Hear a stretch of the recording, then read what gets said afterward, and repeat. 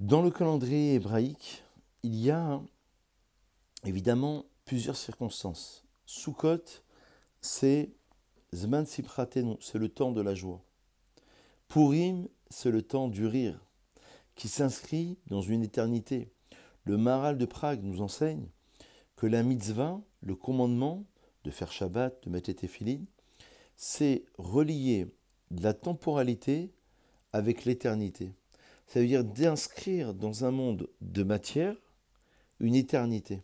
Puisque justement la mitzvah provient du monde spirituel, du monde de la neshama, du monde de l'élévation. Comment je vais inscrire cette neshama dans un monde concret? C'est tout l'objectif.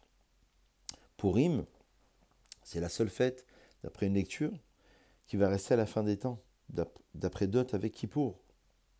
Parce que Aziemale Sechok Pinou, à cette époque-là, dira le roi David, notre bouche sera remplie de rire. Et il y a, dans le calendrier hébraïque, la sortie d'Égypte. Donc c'est la sortie de Pessah, de son emprisonnement, de ses anxiétés, de ses angoisses.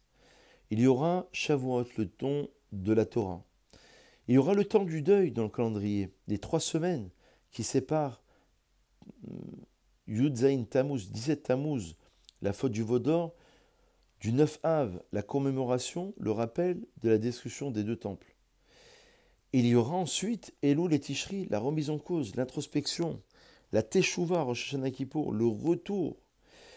Donc on comprend bien, c'est une explication du Gaon de Vina qui explique que dans le calendrier, il y a toute une construction. Si les fêtes tombent dans cet axe-là, on revient en arrière de Rosh Hashanah à Kippour, la Teshuvah, on va vers la joie, on va ensuite vers Hanouka qui est la fête des Lumières, on va vivre Purim, la fête du rire, la fête de la joie aussi. Alors, est-ce qu'on pourrait établir une relation entre les fêtes? Alors, c'est vrai qu'il y a un texte du Harizal qui dit que l'année est coupée soit en 4 saisons, soit en 2 parties, 6 mois et 6 mois. 6 mois d'hiver et 6 mois d'été. L'aspect Zachar, d'après le Harizal, et l'aspect Nekeva, l'aspect masculin et l'aspect féminin, l'été et l'hiver. Les 6 mois d'été et les 6 mois d'hiver. Bien que nous, on le subdivise en 4 parties avec l'automne et le printemps. Mais peut-être que justement, le but, c'est que on va démarrer l'année avec l'introspection, comme un peu l'inventaire de ce qu'on a pu faire tout au long de l'année précédente. Donc on doit commencer par cela. L'année commence par Tishri, initié par Elul, qui est le mois des Slichot. Tishri, c'est Rosh Hashanah, le jour du jugement. Kippour, le jour du pardon. Lorsqu'on a vécu cette introspection, cette prise de conscience, un inventaire sur nos fautes, sur ce qu'on aurait pu arranger, ce qu'on aurait pu faire ou dû faire, l'explication du Gaon de Vina sur les Pirkei Avot qui explique que on va rendre des comptes devant Dieu. Il emploie les termes dans les Pirkei Avot de din vecheshbon, la loi et le calcul. Et il dit que le din, ce sont les erreurs qu'on a pu faire. Et le cheshbon, le calcul, le compte. Pourquoi 2 expressions, dit le Gaon? C'est ce qu'on aurait dû faire à la place. C'est ce qu'on aurait pu faire à la place de faire cet avéra. Il y a din vecheshbon. Din, c'est l'erreur qu'on a commise. Et cheshbon, c'est justement ce que j'aurais pu faire ou m'améliorer au lieu de faire cette erreur ou cet avéra. Une fois que je suis passé par cette étape-là, j'arrive à l'étape de Sukkot, j'arrive à la joie. Le problème, c'est que les gens veulent tout de suite rentrer dans une dimension où on est en connexion avec Dieu, l'épanouissement, le bonheur. Qu'est-ce que le bonheur, justement? C'est la question posée par ce cours. Comment arrive-t-on au bonheur? Le bonheur, c'est justement trouver un équilibre dans sa vie, entre l'infini et le fini, entre le corps et l'âme, entre la lettre de la Torah, on l'avait expliqué dans une autre vidéo, avec le parchemin, le blanc, le fini et l'infini. Le blanc, c'est l'infini. Le bonheur, c'est l'équilibre, c'est la réalisation. Dans Moed, dans le temps, les 3 fêtes de pèlerinage portent le nom de Moed, qui vient de la racine de Ya'ad, un objectif. Ce sont des objectifs à atteindre. Se fixer des objectifs, comprendre pourquoi je suis sur terre, comprendre pourquoi je suis éprouvé, comprendre pourquoi Hachem m'a amené dans telles circonstances, et en sortir en quelque sorte vainqueur de cette histoire, c'est arriver à une certaine forme de bonheur.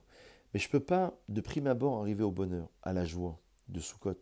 Je dois d'abord passer par Elul, Tishri, Rosh Hashanah, Kippour. L'introspection, la Teshuvah qui vont m'amener à la fête de Sukkot. Quand j'ai traversé cela, d'après Rabbi Nachman de Breslev, la fête de Sukkot s'inscrit jusqu'à Hanouka. J'arrive à Hanouka, j'arrive à traverser le début de l'hiver. La lumière, je vois une lumière dans l'obscurité, le mois de décembre. C'est la fête des lumières, Hanouka. Et donc j'arrive au rire de Purim. Et enfin, si j'ai vécu tout cela, je peux arriver à me libérer à Pessah pour recevoir la Torah 50 jours après à Shavuot. Mais pourquoi parler d'un deuil ensuite? Les 3 semaines, on l'a expliqué tout à l'heure, 3 semaines du 17 Tammuz, la faute du veau d'or, le 9 Av, au mois de juillet à peu près, qui correspond à la destruction des 2 temples. C'est que justement, pour pouvoir renaître l'année suivante, j'ai besoin de passer par un deuil de l'année passée. Dans le cycle chinois, il y a plusieurs états d'être, dans la science chinoise. Dans une vie, quelqu'un va renaître, on va dire, il n'a pas besoin de mourir réellement, il va renaître, nous on dit dans le judaïsme, on renaît chaque jour. Parce que chaque matin, quand on se lève, on dit « Amahazir Neshamol Livgarimetim » Dieu ramène l'âme à des corps qui sont morts littéralement, parce que quand on dort, c'est un 60e de la mort. Donc chaque jour, on va renaître. Mais dans la vie, de manière plus globale, la Gemara va expliquer qu'il y a 7 cycles dans la vie.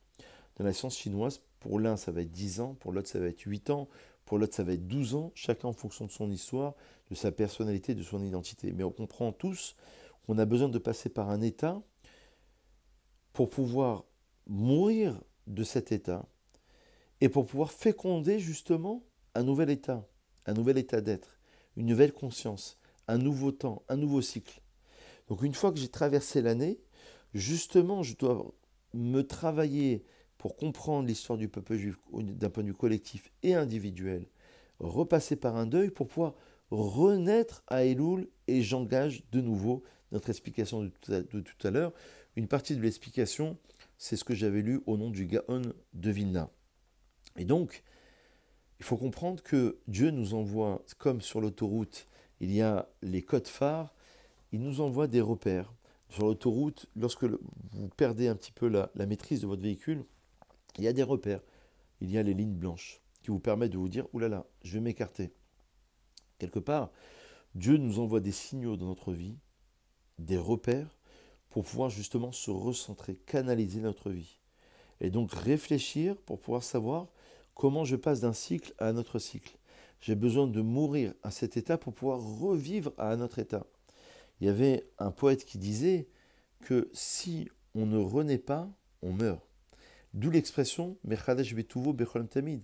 Dieu renouvelle sa création au quotidien, renouveler son couple au quotidien, renouveler son rapport à l'autre au quotidien, renouveler son rapport à la communauté, à ses enfants et à soi-même. Comme l'expression dans une autre vidéo, tu aimeras ton prochain comme toi-même, il faut d'abord déjà commencer à s'aimer soi-même pour pouvoir aimer l'autre. Et donc, quelque part, j'ai besoin de passer d'un état à un autre état. Et la question, c'est de savoir, chacun sera en maîtrise de pouvoir passer par cette introspection personnelle et individuelle, de savoir à quel moment de ma vie j'ai changé de cycle. Je me suis marié, j'ai eu des enfants, je suis passé à un autre cycle. Mes enfants se sont mariés, sont partis de la maison, je vais passer à un autre cycle. Mais parfois, c'est d'un point de vue spirituel. J'ai découvert tel rave, j'ai découvert telle rencontre. Je me suis enrichi de tel texte talmudique ou du midrash. Parfois le texte, l'étude, va nous faire renaître et va nous faire découvrir une nouvelle dimension dans notre vie. C'est ça la recherche d'un nouveau temps qui doit nous apporter un bonheur, un équilibre dans notre vie. Et c'est de cette manière qu'on peut commencer à trouver cet équilibre, à se réaliser entre le fini et l'infini, Moed, Ya'ad, se fixer des objectifs et surtout arriver à réaliser ces objectifs et arriver à prendre conscience que d'un état, on va passer à un nouvel état. D'où le secret du calendrier. Bonne réflexion et à très vite.